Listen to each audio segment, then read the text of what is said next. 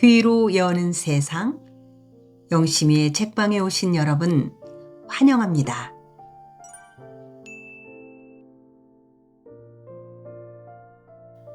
지금은 한승원님의 통학제 제5권을 함께하고 있습니다. 지난 3편에서 백수교가 천치 이삐를 와타나베에게 200원에 팔아넘기고 살살 후회를 하게 됩니다. 또한 백수교는 만호의 수교들이 잡아온 홍순서를 찾아가 옥중에 있는 홍순서에게 분풀이를 하게 되었습니다. 천혜산과 백수교 그리고 홍순서는 과연 어떻게 되는 걸까요? 이야기를 따라 함께 갑니다. 제5권 분노의 불기둥.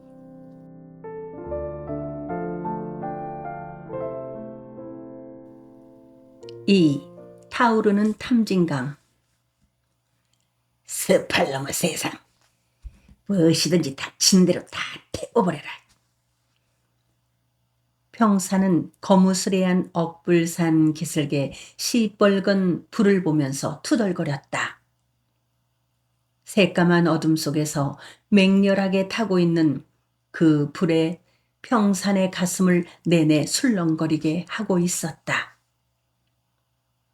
불은 일자진을 친 홍의 사나운 군사들처럼 어둠에 절어있는 억불산의 등성이와 골짜기들을 먹어 들어가고 있었다.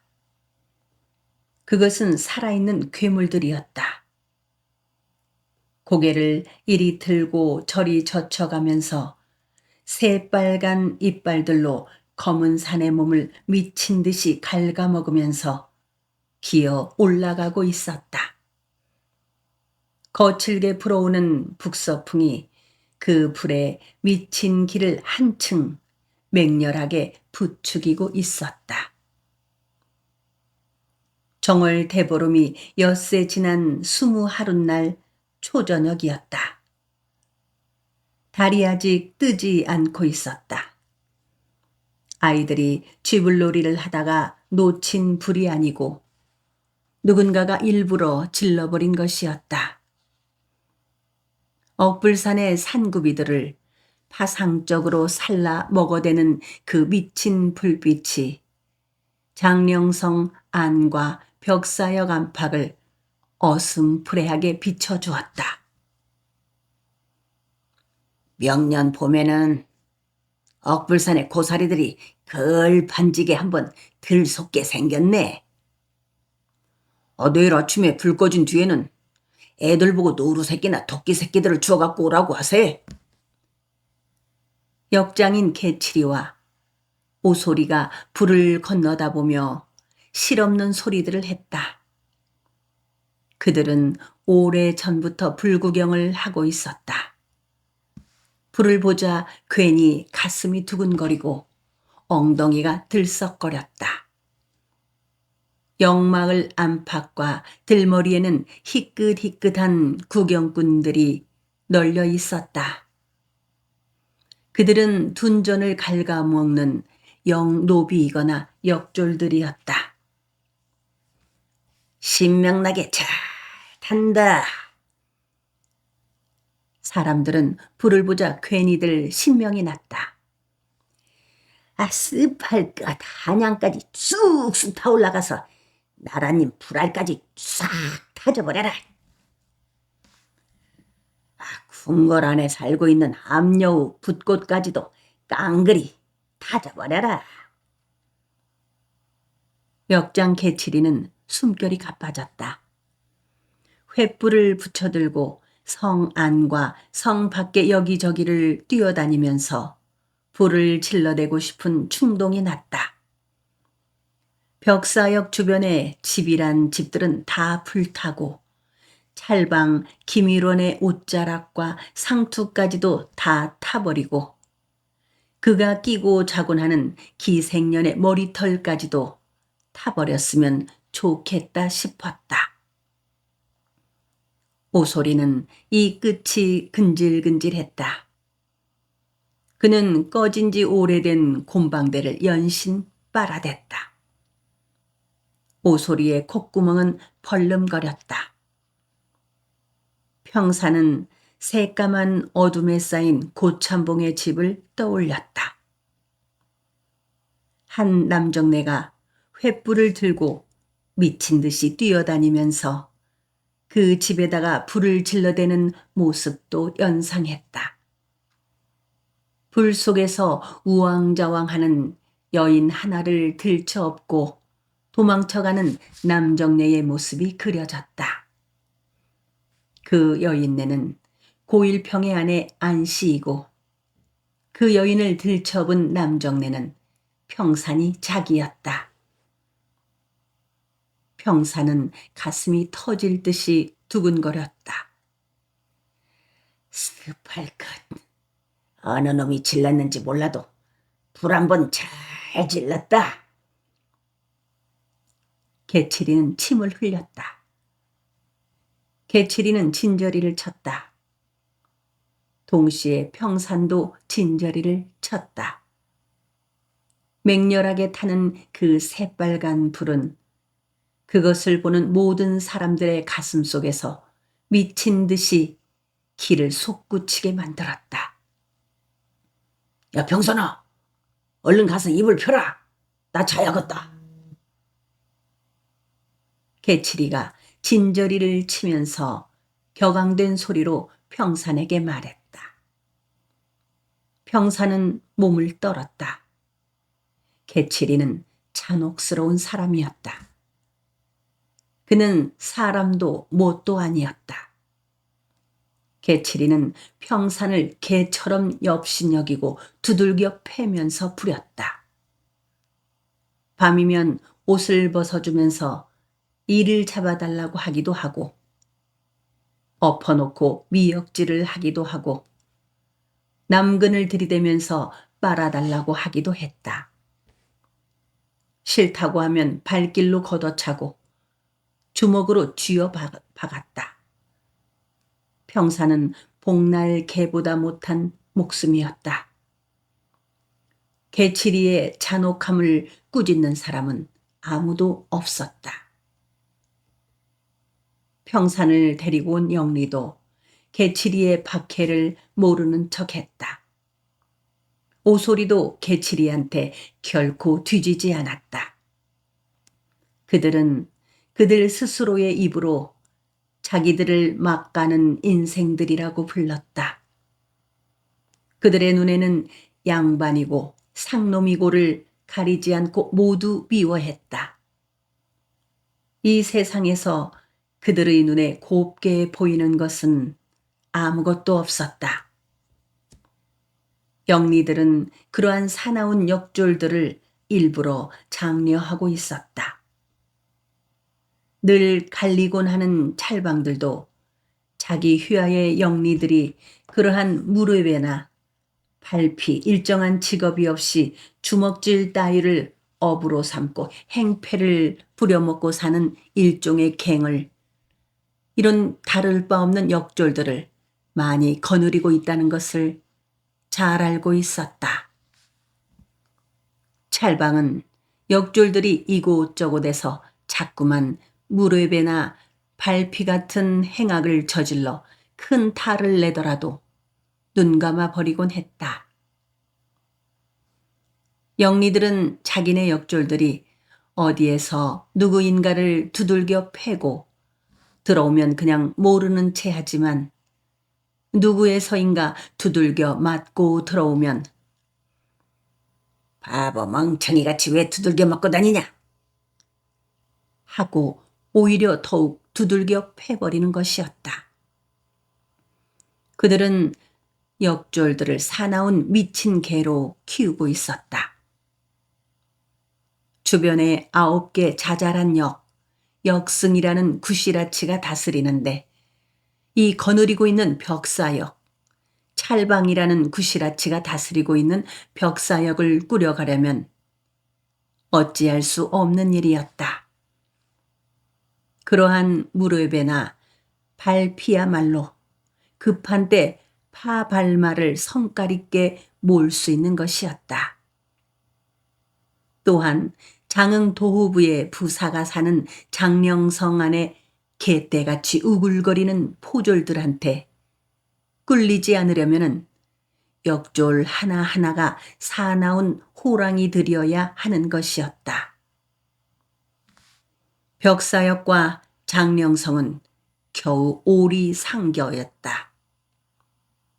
역졸이 만만하면 포졸들한테 끌려가서 곤죽이 되어 나오기 일쑤였다. 영리들은 장령성의 포졸들을 잡종 개떼처럼 여겼다. 예전에 암행어사가 출도를 할 때에는 벽사역의 역졸들을 이끌고 가곤 했다. 역졸들은 암행어사 제도가 한창 드셀 때의 위세와 자긍심을 아직도 지니고 있었다. 암행어사 제도가 좋지 않은 폐악 때문에 사라지기는 했지만 역졸들로서는 포졸들쯤이야 병아리 때부터 휘어잡아 놓은 허우대만 클 뿐 수탉인 것이었다. 벽사역의 찰방은 종육품인데 반하여 장흥 도부의 부사는 종사품인 까닭으로 어지간하게 배포가 세고 대가 차지하는 찰방은 부사 옆에서 살기가 힘겨웠다. 찰방은 힘겨운 벼슬살이를 위하여 그 무렵에나 발피 같은 역졸들을 두둔하고 있는 것이었다. 평사는 아무리 신나는 불구경이라 할지라도 오래 하고 있을 만한 정신이 없었다. 그는 이미 해질녘부터 파김치처럼 지쳐 있었다. 평사는 개치리와 오소리의 방에 자리를 펴주고 자기의 움막 같은 방 안으로 들어가서 누더기를 뒤집어 쓰자마자 죽음처럼 깊은 잠 속으로 떨어졌다. 얼마쯤 잠을 잤을까? 누군가가 걷어차는 바람에 일어났다. 그것은 개칠이었다. 개칠이는 발 씻을 물을 떠다 달라고 했다. 발을 씻고 난 개칠이는 다리를 주물러 달라고 하였다. 그리고 미역질을 하자고 들었다. 어찌할 수 없었다. 평사는 그가 원하는 대로 미역질의 상대가 되어주면서 잠에 골아 떨어졌다. 오줌보가 터질 것 같아서 일어나 마당으로 나왔을 때는 괴물 같은 풀들이 억불산 마루 저쪽으로 모두 기어 넘어가고 없었다. 억불산 위쪽 하늘이 펀했다. 벽사역 근처 마을과 장령성 주변 마을이 죽은 듯이 잠잠했다. 평화뜸 쪽에서 목청 큰 개가 짖었다. 곰제 쪽에서는 삽살게 짖는 소리가 들렸다. 오줌이 빠져나가자 온몸이 움츠러들었다. 미역질로 시달린 항문이 묵지루했다. 차가운 땅바닥의 모래들을 밟고 있는 맨 발바닥이 시렸다. 스팔놈의 세상. 산이고 들이고 바다고 집이고 성이고 객사고 궁궐이고 깡그리다 타버려라. 평사는 투덜거리면서 방 안으로 뛰어들어가서 다시 잤다. 그렇지만 이제부터는 잠을 사로자지 않으면 안 되었다.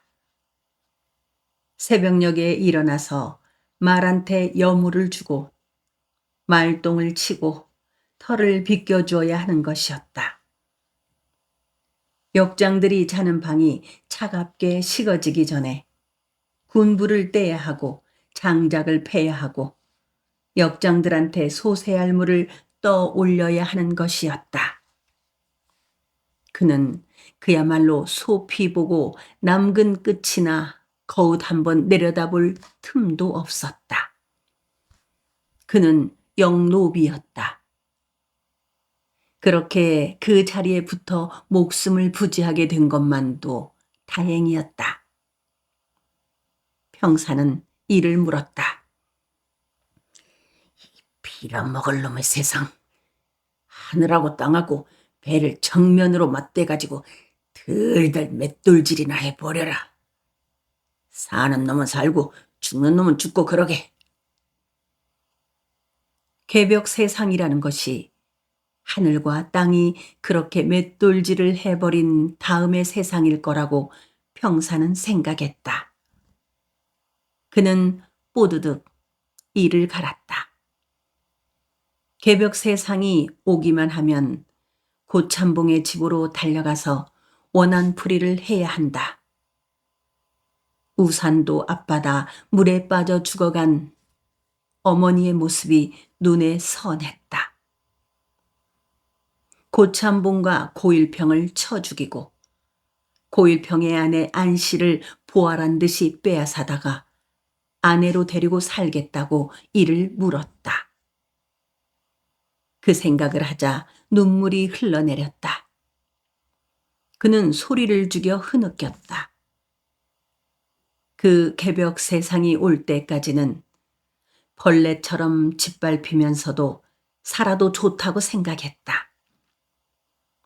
어떤 일이 있더라도 죽어서는 절대로 안 된다. 어느 쳐죽일 놈 좋으라고 내가 죽어버린단 말인가. 이 세상 사람이 다 죽어도 나는 안 죽는다. 평사는 바닷물에 퉁퉁 부은 어머니의 시신을 우산도 서남쪽 모퉁이에 산기슭에 묻어놓고 왔다. 그 산기슭에 살고 있는 늙은 부부의 은공을 갚아야 한다고 평사는 생각했다. 그들 부부는 밀물에 휩쓸려 가다가 자갈밭에 걸려있는 평산을 구해주었다. 그를 따스한 방으로 옮겨주었고 그에게 미음을 씌워 먹여 정신을 차리게 했고 어머니의 시신을 찾아 묻게 해주었다. 그들 늙은 부부는 배 타고 고기잡이 나가서 돌아오지 않는 아들을 내내 기다리고 있었다. 평사는 고참복의 청직이 장기수와 종금산과 꺼묵을 곧 자기처럼 수장시켜야 한다고 이를 갈았다. 그 복수심을 가슴속에 눌러 다지고 그 보가피를 할 개벽 세상을 기다리느라면 말똥 치우고 염을 썰어 말에게 먹여주고 역장들의 방 아궁이에 군불 떼는 일들이 고달프지 않았다. 이튿날 아침에 벽사역 안에 입이 딱 벌어지는 큰 일 하나가 벌어졌다. 그것은 발가벗고 한바탕 발광하듯 춤을 추고 싶을 만큼 환장하게 좋은 일이었다. 하늘 한쪽 귀퉁이를 잡고 떼기를 친 듯 싶도록 감개가 무량한 일이었다. 생시의 일이 아니고 꿈속의 일인 듯 싶었다. 세상은 어지럽게 휘돌면서 흘러가고 있었다. 눈을 잠시 감고 있다가 뜨면 세상은 새롭게 변하여 있곤 하였다. 장흥부사 이용태가 안핵사의 명을 받고 나서 황급히 벽사역의 역졸들을 동원하려고 하고 있었다. 찰방 기미로는 비위가 거슬렸다. 그렇지 않아도 역졸의 수가 달리는 판이었다. 파발을 띄울 역졸들마저 부족하곤 하였다. 역졸들에게 먹일 양곡이 달린다는 핑계로 역대의 찰방들은 역졸들을 늘리지 않고 있었다. 역둔전도 부족하고 거기에서 나오는 곡식으로 역졸들을 먹일 수 없다고 엄살을 부렸다. 찰방들은 역졸들을 먹여야 할 양곡들을 빼돌려서 돈을 마련하지 않으면 안 되었다.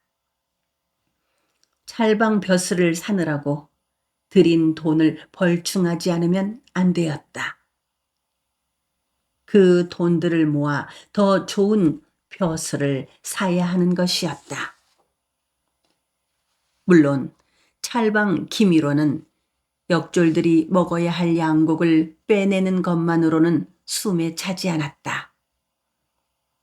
벽사역의 포인들한테서 곡식과 군포를 거두고 장흥부 일대의 부자들한테서 음으로 양으로 협조를 얻어서 역살림을 이끌어가고 그것으로 일본 은전을 사들였다. 벼슬을 사기 위해서는 엽전보다는 은전이 있어야 하는 것이었다. 그것도 부족했다. 그가 거느린 인근의 다른 9개의 역승역에서 곡식과 군포를 걷어들였다. 왜 하필이면은 역졸들을 끌고 가겠다는 것이여? 김일원은 불쾌하기 이를 데 없었다. 안핵사 이용태가 벽사역의 역졸들 속에서 일개 초쯤에 역졸들을 차출하여 이끌고 가겠다니 안입고고 기가 막혔다. 그렇지만 그는 안핵사 명을 받았다고 의스대는 장흥부사 이용태의 영을 한마디로 거절할 수는 없었다. 안핵사는 그야말로 어사인 것이다. 찰방 김일원은 꾀를 냈다. 옆에 놔두고 부릴 만한 역졸들을 모두 빼내고 둔전가리를 하고 사는 무지렁이 같은 노비들과 역 안팎에 늙어 빠진 노비들을 두루두루 섞어 넣어 일개 초 100명을 만들어주기로 했다. 그 찰방의 꾀 때문에 영노비인 평사는 안핵사를 따라갈 역졸들 틈에 끼이게 된 것이었다. 물론 평사는 그 고부라는 데에 가서도 역장 개칠이의 시종 노릇을 하게 될 터이다. 안핵사를 따라가는 역졸들의 지휘를 역장 개칠이와 오소리가 맡은 것이었다. 너희 놈들 참말로 용됐다. 용됐어. 개칠이가 평산에게 역졸 차림을 하게 하면서 빈정거렸다. 평산은 개칠이나 오소리하고 똑같이 흰 바지 저고리에다 짧은 두루마기를 입고 간발을 하고 집신을 신고 들매끈을 단단하게 하고 페랭이를 쓰고 자그마한 괴나리 보찜을 짊어졌다. 용모 방망이 1개를 허리에 찼다. 이제는 간대 없는 역졸이었다. 이 육모 방망이가 어쩔 때 쓰는 것인 줄 아냐? 춘향이 서방 이몽룡이가 의사출도를 하실 적에 우리 역졸들이 달려가서 이골저골의 부사, 군수, 현감들로부터 그 밑에서 알랑거리며 사는 이방, 호방, 예방, 병방, 형방, 공방 이런 육방 관속들 포장이나 포졸이나 통인이나 사령들에 이르기까지를 죄 두들겨 패주던 바로 그 방망이다. 향청에 앉아서 떵떵거리는 좌수고 풍원이고 진사고 천봉이고 생원이고를 가리지 않고 깡그리 두들겨 패던 그 방망이다. 알기를 바로 알거라. 개칠이는 영노비인 평산이 자기와 똑같은 차림을 한 것을 못마땅하게 여겼다. 아따, 참말로 너 이놈 용됐다. 용됐어?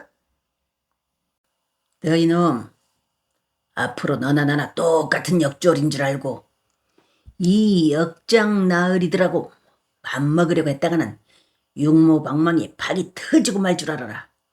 알겠느냐?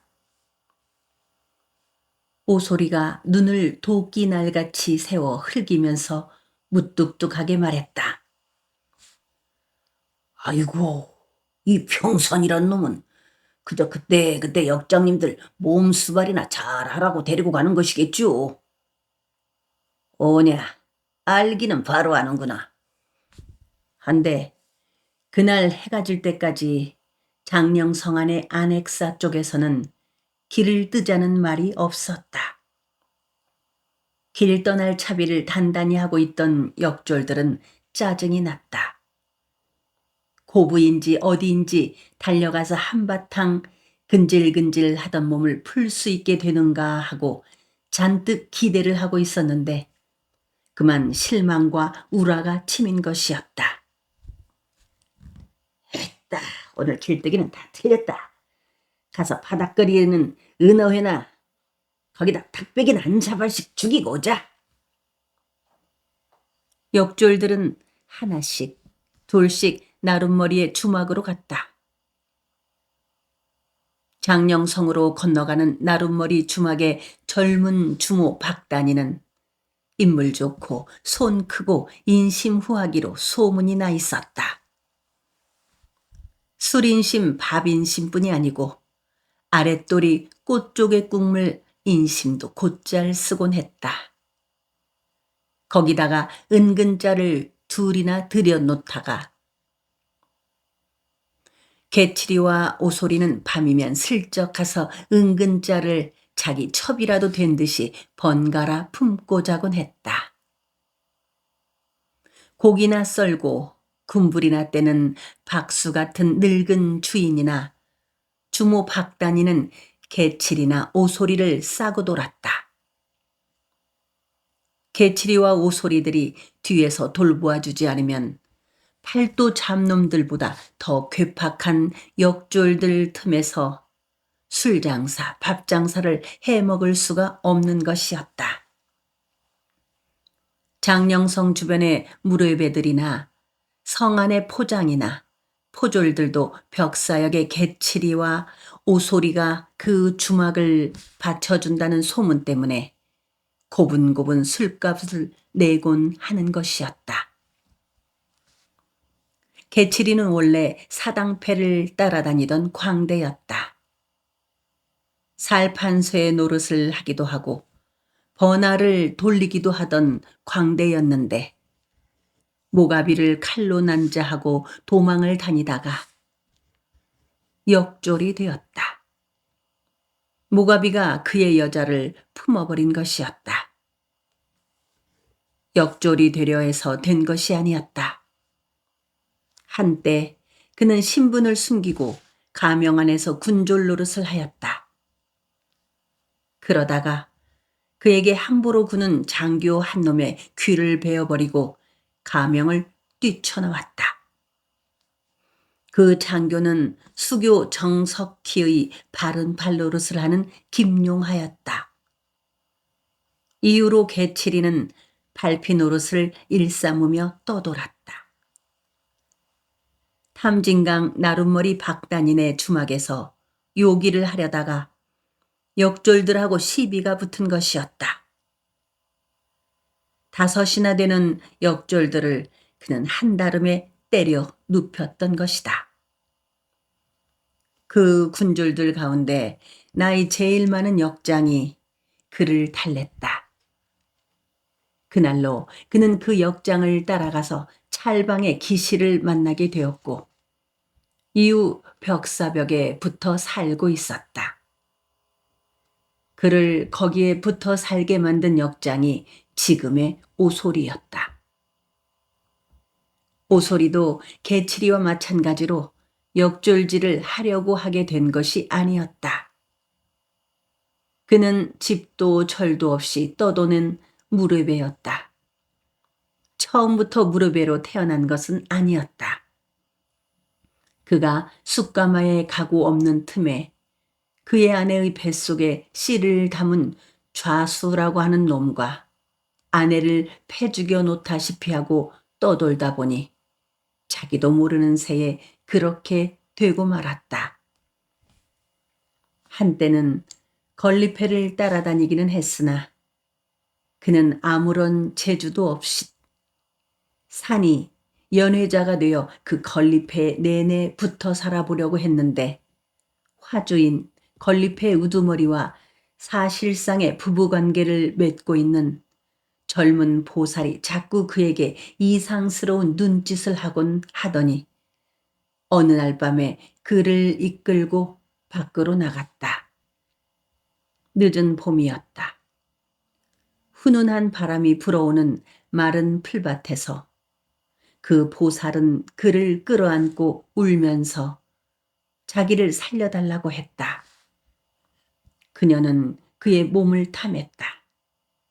그 보살은 달고 다른 여인이었다. 그들은 이후로 늘 밖으로 빠져나와서 몸을 섞곤 했다. 그러다가 화주한테 발각이 되었다. 화주는 그를 무릎 꿇려 놓고 두들겨 패면서 사죄를 하라고 했다. 그는 그 화주를 두들겨 패주고 걸리패를 버렸다. 다시 무릎에 짓을 하며 떠돌다가 개치리와 비슷한 경로로 역졸이 되었던 것이다. 탐진강 동편은 찰방의 세상이 아니고 개치리와 오소리의 세상이라는 말이 나돌 정도로 그들 두 사람의 위세는 대단했다. 그들은 몸종같이 부리곤 하는 평산을 데리고 주막으로 갔다. 먼저 와 있던 역졸들이 개치리와 오소리한테 자리를 내주면서 앉으라고 했다. 오늘 길뜨기는 틀린 듯 싶지라우, 성님. 호리호리한 역졸이 개치리의 앞에 굽실거리면서 말했다. 한액사 마음이겠지야. 걱정들 놓고 술이나 걸 반지게 한 잔씩 하거라. 술값은 고부에 가서 뜯어와서 갚기로 하고. 고부 삼공형들 주머니만 털어와도 석삼년 술값은 넉넉하리라. 한쪽 볼에 화상이 있는 작달막한 역졸 석돌이가 말했다. 오소리가 평산에게 탁배기 사발을 안겨주면서 너희놈, 이 잔 받아라. 오늘 역졸로 환생을 한 턱이다. 하고 말했다. 평산은 두 손으로 사발을 받아들었다. 눈앞이 어질어질했다. 꿈을 꾸고 있는 듯 싶었다. 소금을 뿌리고 구운 은어가 안주였다. 담백하면서도 구수한 은어 살코기가 혀를 함께 말아가지고 넘어가려고 하였다. 이 역장 나으리들의 은공은 죽어 뼈골이 되더라도 잊어서는 안 된다. 알겠느냐? 머리털로 신을가 삼아서 신겨드려야 한다. 석돌이가 말했다. 평사는 눈물이 비오듯 쏟아졌다. 개치리와 오소리 앞에 무릎을 꿇고 어헉, 어헉 하고 울었다. 뼈와 살을 깎아서라도 개치리와 오소리의 은공을 갚으리라고 생각했다. 그로부터 사흘이 되어도 이용태는 안액사의 소임을 위해 떨치고 나서려 하지 않았다. 다만 이용태의 기실이 두 차례나 벽사역에 와서 데리고 갈 역졸들의 수만 점고하고 갔을 뿐이었다. 피라먹을. 망간 쓰다가 장파하게 생겼다. 개치리가 투덜거렸다. 장흥분사 이용태는 상감으로부터 고부 안액사의 어명을 받은 것을 흠감해하였다. 그렇지만 한편으로는 불안하고 귀찮았다. 이용태는 장흥 도후부의 구시라치 노릇을 하면서 한미천을 잡아가지고 궁궐 안으로 깊숙하게 밀고 들어갈 틈을 노리고 있었다.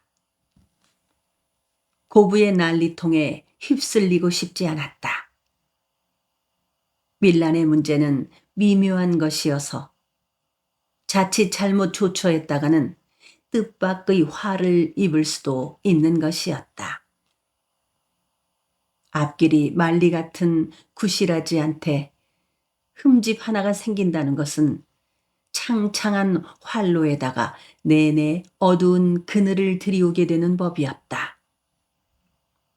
이때 그는 되도록이면 굼뜨게 행동하고 싶었다. 고부의 문제는 고부 사람들의 문제인 것이었다. 섣부르게 그 문제 속에 끼어들고 싶지 않았다. 그가 들어서기 전에 조병갑 대신에 새로 부임한 고부 군수와 그 밑에 아전들과 난을 일으킨 고부 백성들이 서로 고부의 문제들을 해결지어 버린다면 좋겠다고 생각했다. 그는 장흥 안에서 꾸물거리며 그들이 그렇게 하여 버리기를 기다리고 싶었다. 이용태의 기실은 약삭빠른 위인이었다. 김문현 감사에게 일단 갑자기 감기 몸살이 났다는 파발을 띄워놓도록 조처를 해놓았다. 이용태는 모든 것을 기실에게 맡기고 향교나 부사의 사절을 싸놓은 유생들과 어울려 시회만을 베풀었다. 이용태 주변에서 교원 영색을 일삼곤 하는 유생들은 이용태가 안액사명을 받은 것을 경하했다. 그 경하의 잔치가 날이면 날마다 베풀어졌다. 하루는 탐진강에서 기생들을 배에 태운 채 시흥을 즐기었고, 다음 날은 남산의 정자에서 시회와 풍악을 즐겼다. 소리꾼들을 불러다가 함께 소리하고 춤을 추며 흥청거렸다. 장흥 도호부의 부사는 여느 군이나 현의 구시라치와 달랐다. 시골의 숨은 인재를 찾아서 의정부에 천거할 권리와 의무가 있는 구시라치였다. 가뜩이나 과거 제도가 시전 거리에 있는 흥정 잡배들의 거래처럼 공공연하게 사고 팔고 하는 세상인 터이었다. 이용태는 자기의 그러한 권한을 미끼로 유생들의 굴림을 했다. 그의 사저에는 장흥골뿐 아니고 강진, 해남, 보성, 나간의 유생들이 모여들었다. 근처의 특산물과 곡식 가마니와 일본의 은전들이 밀려들었다. 이용태는 늘 재물에 초연한 채했다. 흥정을 해야 모든 것을 기실한테 맡겨버리고 그는 호걸스럽게 굴기만 했다. 거기다가 그는 팔방미인이었다. 시도 잘 짓고 춤도 잘 추고 시조창도 잘했다. 활도 잘 쏘고 말도 잘 탔다. 묵화도 잘 쳤고 풍수지리에도 밝았고 주역에도 달통에 있었다. 그의 기실이 그의 호걸스러운 구실살이와 풍류의 장단을 잘 맞추어져 있었다. 이용태는 한 발짝만 움직이려고 해도 기실을 시켜 그날의 운수점을 치게 하곤 했다. 이용태는 그야말로 빼어난 귀재요, 풍류객이요, 한량이었다. 기생들은 그의 수려한 얼굴과 후리후리한 몸과 사통팔달하는 재주의 환장들을 했다. 환양녀는 자기 얼굴에 자기가 반하여 떠돌고 소리꾼은 자기 소리에 자기가 반하여 떠돈다고 했다. 이용태가 마찬가지로 그랬다. 그는 자기의 시짓는 솜씨와 후리후리한 키와 수려한 얼굴과 타고난 미성의 시조창과 자기가 추는 양반춤의 춤사위들과 자기의 활 쏘는 솜씨와 자기의 말 타는 기회에 자기가 반하고 미쳐서 스스로 유생들을 불러 시회를 열고 풍류판을 벌이곤 했다.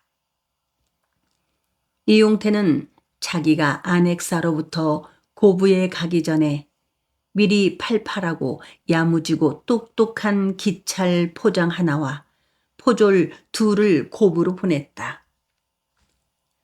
고부 안의 동정을 속속들이 살피되 어느 정도 가라앉는 기색이 보이면 재빨리 기별을 하라는 것이었다. 새 군수 박원명과 소두들. 전봉주는 조마조마한 마음을 어찌할 수 없었다. 그는 백산 밑에 있는 한 도인의 초옥 속에 앉아 있었다. 전봉준의 옆에는 김도삼과 정익서가 있었다. 백산의 은거에 있는 군중들 속에 놓아둔 측근 도인들이 소식들을 가끔씩 전해왔다. 백산의 군중들이 하나씩 둘씩 흩어지고 있다는 것이었다. 흩어져서 돌아가자고 종용하는 사람들은 대개가 밥술 깨나 두고 먹고 사는 축들이라고 했다. 군중들은 끈질기게 죽치고 앉아있는 도인들의 눈치를 살피고 관아 쪽으로 열린 텅 빈 길을 불안스럽게 보면서 흩어지자고 하며 앞장서 가는 사람들의 뒤를 따라 흩어지고 있다는 것이었다. 전봉준으로서는 그 군중들이 흩어지면 안 되는 것이었다. 군중들이 분기탱천에 있어야만 그가 노리는 일은 이루어지게 되어 있는 것이었다. 하지만 전봉준은 흩어지는 군중들을 붙잡아둘 명분이 없었다. 그 명분을 신임 군수 박원명이 없애버렸다. 새 군수 박원명은 전봉준 일당의 속셈과 난민들의 마음을 속속들이 읽고 있었다. 박원명은 부임하자마자 소를 일으킨 장주를 만나려고 들었다. 박원명은 구시라치로서의 위엄과 자긍심을 버렸다. 박원명은 소에 참여한 백성들 뒤에 세상을 발칵 뒤집어 놓으려 하는 주동 세력이 있음을 알아차리고 있었다. 그 현실에 불만을 가진 주동 세력은 난민들의 수가 불어나기를 기대하고 있는 터이었다. 그 현실 불만 세력과 그들의 선동에 따라 몰려든 군중들을 분리시켜야 하는 것이었다. 신임 군수 박원명은 그들 두 부류를 물과 기름같이 분리시킬 기막힌 꾀 하나를 가지고 있었다. 하루 전날 박원명은 전봉준에게 이방을 보냈다. 객사에서 전봉준과 박원명이 자리를 마주했다. 이때 그 자리를 함께한 것은 김도삼과 정익서 그리고 군수 박원명의 기실 박기명이었다. 새 사또의 기실 박기명은 박원명의 육촌 동생으로 기찰 포교를 지냈던 위인이었다. 박기명의 눈은 뱀의 눈처럼 반짝거렸다. 박원명은 기실 박기명을 믿었다.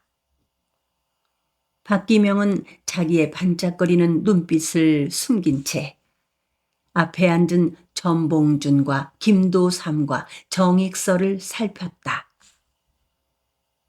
박기명은 속으로 그들 세 사람을 비웃었다. 그는 나이 40이 이맛배기에 차도록 내내 기찰밥만 먹어온 것이었다. 어느 누구를 앞에 놓고 보든 간에 그 상대의 속을 꿰뚫어보는 칼날 같은 도관을 가지고 있었다. 박원명은 과감했다. 전봉준에게 패정 개혁을 하자고 제안했다.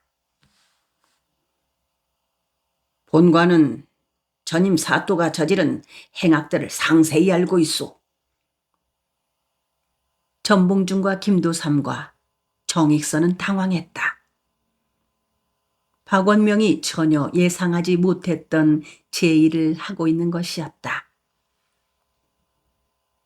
박원명이 난민들의 장두에게 패정을 개혁하자고 제의를 한 것은 모두 기실 박기명의 사주에 의한 것이었다.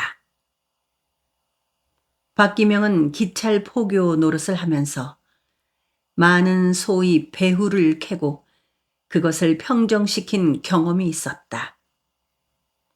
소를 가라앉게 하기 위해서는 난민들을 앞으로 달래고 뒤로는 알알이 흩어지도록 조종을 해야 하는 것이었다. 제일 먼저 환심을 사야 하는 계층은 밥술깨나 두고 먹는 부자 양민들이었다. 부자들은 어느 누구를 막론하고 자기들의 재물이 손실될 우려가 없어지면 관아 쪽의 음으로 양으로 협조를 하려는 심상을 가지고 있었다. 먼저 그들과 극단적인 주동 세력을 분리시켜야 하는 것이었다. 그리고 소가 어느 정도 잠잠해진 막판에는 그 부유층 사람들을 이용하여 소의 장두를 간단히 잡아들임으로써 그 소가 재연소되는 것을 막아야 하는 것들이었다.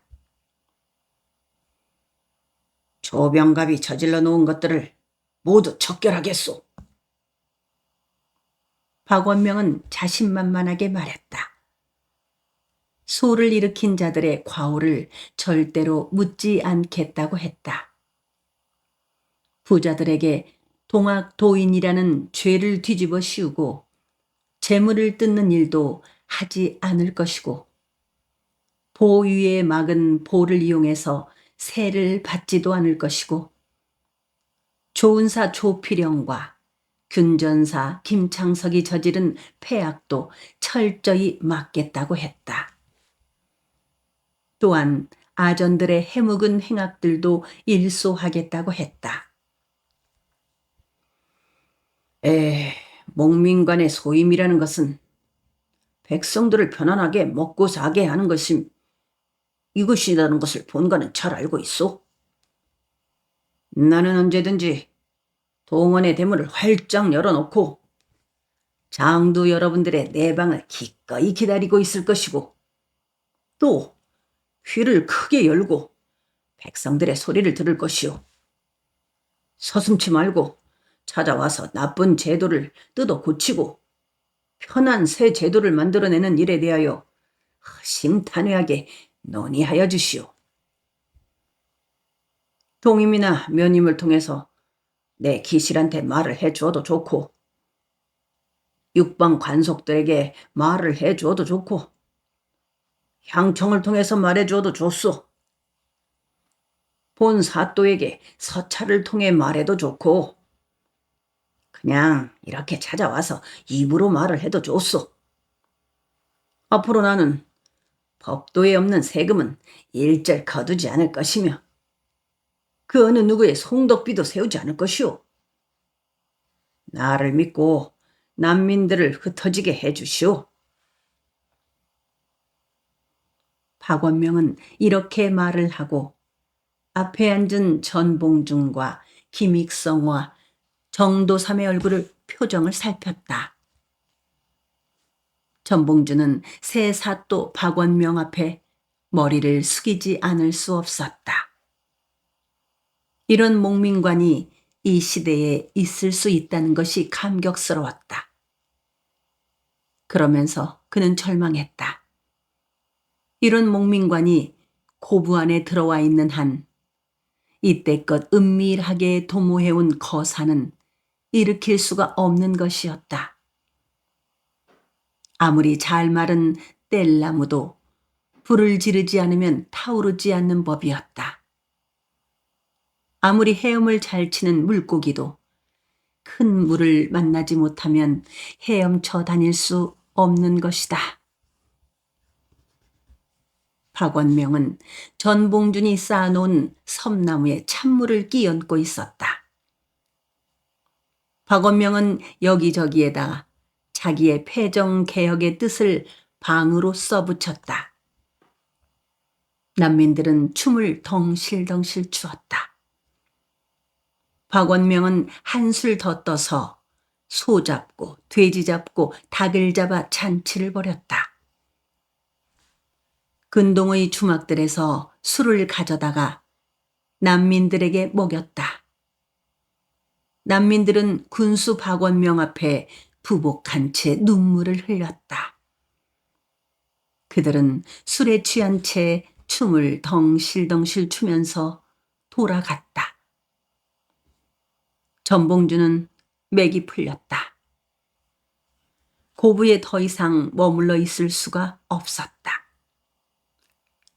그는 보이지 않는 거대한 거미줄이 그를 향해 옥죄어 오고 있음을 알아차렸다. 김도삼과 정익서가 나서서 흩어지는 난민들을 붙잡아 두려고 해보았다. 새 군수 박원명이 어떤 암수인가를 부리기 위해 저러는 것인지도 모르니 흩어지지 말고 기다려보자고 해도 난민들은 그들의 말을 들으려고 하지 않았다. 난민들 중에 누구인가가 이제 고부에는 태평성대가 온 것이라고 해산하자고 소리쳐댔다. 그것은 박기명이 은밀하게 군중들 속에 심어놓은 기찰포교와 기찰포졸이었다. 다른 누구인가가 얼른 헤어져 돌아가 농산일이나 부지런히 하자고 말했다. 여기저기에서 그 말이 옳다고 소리쳤다. 춤을 추면서 돌아들 갔다. 거기에서 앞장을 서서 돌아가는 것은 밥술깨나 두고 먹는 사람들이었다. 소작을 붙이고 사는 사람들마저 그 부자들의 말에 솔깃해서 돌아들 갔다. 때가 마침 농사가 시작되는 철이었다. 돌아가서 품 한나절이라도 더 들여야 그들은 목구멍에 풀칠을 할 수 있는 것이었다. 전봉중 옆에 남은 것은 도인들 몇십 명과 오고 갈 데 없는 떠돌이들 20 사람과 무례배들과 발피들과 주인집에서 나온 머슴들 5-6 뿐이었다. 전봉주는 그들의 손을 일일이 잡아주었다.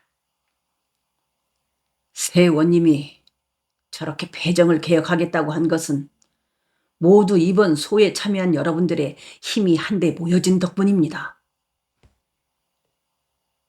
무릎애들 속에서 호랑이가 토끼나 고라니나 노루한테 절대로 잡아먹지 않겠다고 약조한 말을 믿을 수 있는가요? 하고 빈정거렸다. 전봉주는 그 말을 듣지 못한 채 하고 몸을 돌렸다. 무릎애들 속에 기찰 포졸인 듯한 패랭이들 셋의 날카로운 눈길이 전봉준에게 날아왔던 것이다. 동시에 김도삼이 그의 옆구리를 질벅거렸다. 전봉준은 남아있는 난민들에게 머리를 숙여주고 몸을 돌렸다. 그 길로 그는 측근인 김도삼, 정익서와 함께 무장의 손아중에게로 몸을 피했다. 기실 박기명은 즉시 자기가 풀어놓은 기찰 포졸들한테서 전봉준이 김도삼, 장익서와 함께 무장으로 갔다는 소식을 접하고 그것을 군수 박원명에게 전했다. 박원명은 주먹을 불끈 쥐면서 그렇다. 그렇다 하고 고개를 끄덕거렸다. 명장은 명마부가 만드는 법이다. 박원명은 기실 박기명을 칭찬해주고 나서 다짐했다. 이제 나는 여기 와서 참으로 잘하는 목민이라는 것이 무엇인지를 알았느니라. 다시 이러한 난이 일어나지 못하도록 정사를 잘 하리라. 거기에는 자네의 힘이 절대적으로 필요하네. 그래. 백성은 밥이 하늘인 법이야. 백성은 젖을 먹는 갓난아기하고 똑같은 법이란 말이야. 배불리 먹이고 알맞게 따뜻한 자리에서 잠을 편히 재우면 절대로 탈을 일으키지 않고 시끄럽게 울어대지도 않는 법이야. 기실 박기명은 그의 육촌 형인 군수 박원명이 순진하다고 생각했다. 그는 빙그레 웃으면서 고개를 저었다. 모름지기 가축이라는 것들은 살을 통통 찌게 잘 기른 다음에 잡아먹어야 하는 것이옵니다. 가축의 입장으로 보더라도 때 맞춰 잡아주어야 합니다요. 그래야 서로의 균형이 맞으니까요. 박기명의 말에는 빈정거림이 들어있었다. 박원명이 놀란 얼굴로 박기명의 얼굴을 건너다 보았다. 박기명은 눈길을 방바닥에 떨어뜨린 채 말을 이었다. 현 시국은 공황의 어두운 시절이옵니다요. 이런 때에 구시라치의 청렴 결백이라는 것은 스스로의 함정을 파는 일일 뿐이옵니다. 이웃의 물이 탁하면 이쪽의 물도 탁해지기 않으면 안 됩니다요. 스스로 함께 흐려지는 것은 최상의 자기 방어이고 최상의 공약이옵니다. 이런 때에 자기를 가장 잘 지키는 길은 다리를 튼튼하게 놓아서 궁궐 깊숙한 곳으로 들어가는 것뿐입니다요. 요즘하게 그 다리라는 것은 일본 은전입니다. 한양의 궁궐 주변 사람들의 눈을 뒤집히게 하는 것은 그 요술쟁이 은전입니다요. 박원명은 허공을 쳐다보았다. 박기명의 말이 옳다고 생각했다. 박원명은 그의 아버지가 가져다가 민씨들에게 바친 은화 때문에 이 고붓골을 얻은 것이었다. 미천을 뽑지 않으면 안 되는 것이었다. 박기명이 말을 이었다. 한사코 밥술 깨나 두고 먹는 사람들을 잘 구슬려야 하옵니다. 그러면은 그들은 난을 일으키자고 부추기는 장두격인 전 녹두를 귀찮게 될 것입니다. 그때 가서 그 전 녹두를 잡아들이면 큰 무리가 없을 터이고 이 골은 곧 잠잠해질 것이옵니다. 하고 나서 박기명은 재촉했다. 시급히 해야 할 일은 우선 후께서 이 고붓골에 그렇듯 머리꼴 아픈 밀란을 진정시키는 데 성공했음을 감사 김문현에게 장계로서 보고하는 일이옵니다.